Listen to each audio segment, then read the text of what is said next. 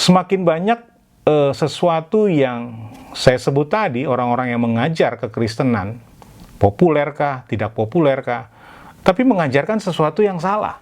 Dan hari ini banyak sekali yang terjebak offset kah, atau terekspos, atau tertelanjangi pengajaran-pengajarannya yang salah. Nah, sebab itu kalau yang pertama memang marah lah, atau bisa dibilang muak ketika kita menyimak atau mendengar orang-orang yang mengatasnamakan kekristenan, mengajarkan kekristenan, percaya diri sekali, bahkan bisa dibilang juga banyak pengikutnya, banyak fansnya, atau banyak orang-orang yang fanatik untuk meyakini itu pengajaran yang benar yang diajarkan, tapi salah. Dan biasanya sih ya memang seperti itu sih, kalau udah fanatisme kan jadi ujung-ujungnya nggak bisa diungkapin kesalahannya, nggak bisa direspon pengajarannya itu salah, nggak bisa diberikan tanggapan atas pengajaran yang salah selama ini yang diberitakan, yang diajarkannya. Tapi yang kedua, kalau yang pertama bisa marah, bisa muak ketika minimal saya lah melihat orang-orang yang mengajarkan kekristenan terlalu percaya diri tersebut, marah ketika melihat, menyimak mereka mengajarkan kayaknya suka-sukanya, kayak sembarangan, kayak membangun kebenaran dengan nalarnya sendiri gitu loh. Tidak submit atau tidak konsisten atau tidak tunduk secara utuh, penuh kepada teks demi teks yang memang itu adalah satu-satunya wahyu yang Tuhan berikan, yaitu kitab suci kita. Nah, yang kedua, kadang-kadang saya merasa sedih melihat orang yang saya kenal melakukan hal yang demikian. Dan ketika hari ini dibenturkan kesalahan-kesalahannya, didefinisikan bahwa itu sebuah kesalahan, kesimpulan, atau sebuah pemberitaan yang salah, bisa dibilang itu penyesatan, itu pengertian yang memang bukan yang baru, itu pengertian yang sudah lama, yang mungkin Anda, orang yang memberitakan tadi yang saya maksud, mungkin Anda menangkapnya secara dangkal dan membangun kesimpulan dan keyakinan Anda, sehingga Anda dengan pedenya, dengan beraninya menyampaikan berita pengajaran yang saya sebut tadi, pengajaran Kristen yang salah, pengajaran Kristen yang menyesatkan. Nah, sebab itu kita kemarin kan mengingat ada peringatan Hari Guru, saya tulis bahwa mengajar, saya tulis demikian, saya masih ingat, mengajar adalah sebuah tindakan dan kegiatan yang patut dihormati. Saya tulis begini, mengajar adalah tindakan dan kegiatan yang patut dihormati dan dihargai. Namun, menjadi rusak ketika menghasilkan penyesatan dan kesombongan.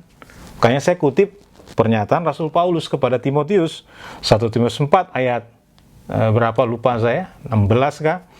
Awasilah ajaranmu.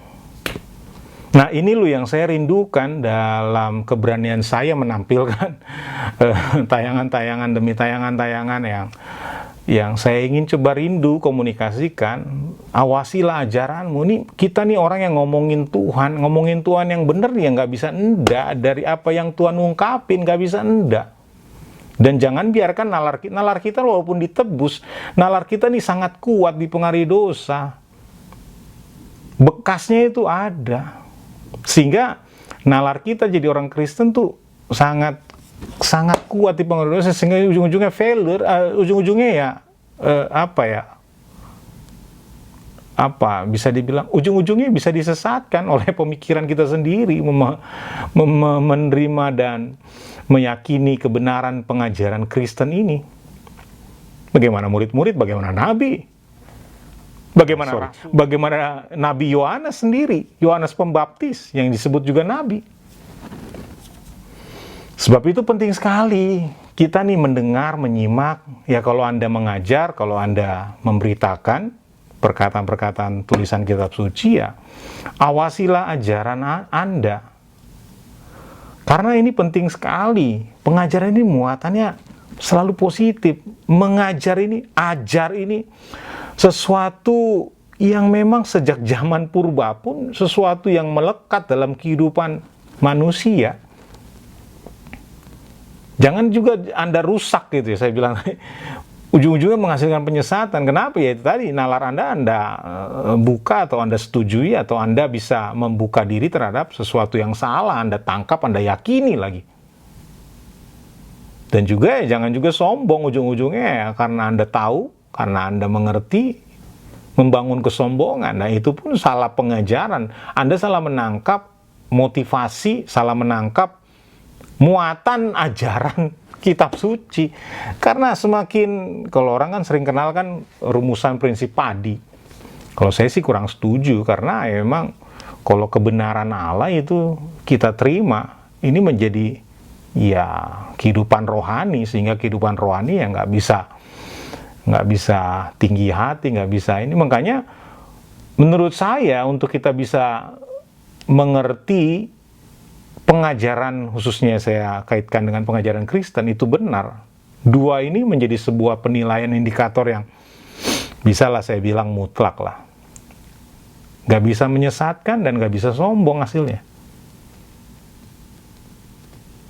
Nah, sebab itu saudaraku, ya ini sekaligus saya menginformasikan keadaan update saya, kenapa beberapa waktu ini saya cukup terdiam dalam konten-konten media sosial, The Very Christian Show, ya karena ada beberapa alasan, tapi kan alasan kan jadi negatif ketika kita ngomongin sesuatu yang benar. Nggak perlulah saya beralasan, karena ya mungkin bisa dibilang apa ya, kalau saya sih punya apa namanya,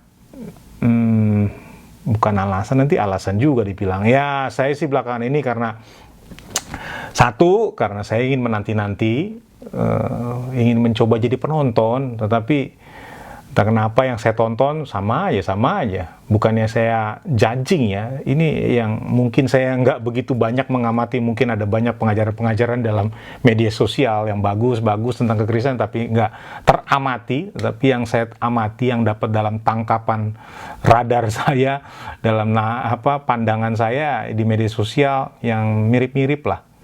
Belakangan ini saya lihat juga masih ada aja orang yang nyala-nyalain Calvin, tapi ya ada yang nyala-nyalain reformasi, ada yang nyala-nyalain teologi. Ini bukan bicara tentang Calvin menurut saya, ini bukan bicara tentang reform, ini bicara tentang kebenaran yang memang setiap orang Kristen, bukan sesuatu yang punya daya tangkap tinggi, kecerdasan tingkat tinggi untuk mengerti kebenaran, enggak. Banyak Alkitab berkata bahwa Tuhan memilih orang-orang yang nggak terpandang, bahkan yang hina. Nggak banyak kan, kata Rasul Paulus kan, di antara kamu, kata Rasul Paulus, yang memang berhikmat, nggak banyak. Mungkin adalah orang-orang filsuf dulu yang Rasul Paulus tahu, bertobat, menerima Kristus, tapi nggak banyak. Dengan demikian harusnya kita nggak perlu juga mendefinisikan atau membuat kesimpulan, teologi itu untuk orang pintar. Enggak, kita ini orang-orang yang ditebus, pikiran kita tuh semakin hari semakin ditajamkan dengan pengudusan dari pengertian-pengertian kitab suci. Dan ini untuk semua, global, universal buat orang-orang Kristen. Kita kan sudah diciptakan baru, wadah kita sudah dibarui untuk menampung dari proses pengudusan itu hari ke hari kehidupan Kristen kita. Minimal dalam konteks pemahaman, kita semakin mengerti kebenaran, Sebab itu saudaraku, terus saya berdoa, terus saya juga berharap Anda dan saya tetap hidup dalam iman yang benar, karena kita mengamati pengajaran-pengajaran yang benar untuk menjadikan salah satu ya, menurut saya pemeliharaan Tuhan, bentuk pemeliharaan Tuhan yang harusnya kita syukuri sekali.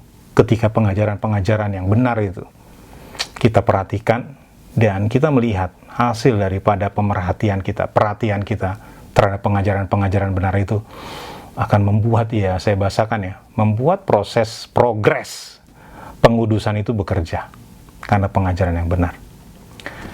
Tuhan berkati saudaraku, tentunya apapun yang kita hadapin, kita percaya bahwa kita berharap sama Tuhan yang pasti memelihara kita dalam kedaulatan dalam kebaikannya. Tuhan Yesus memberkati.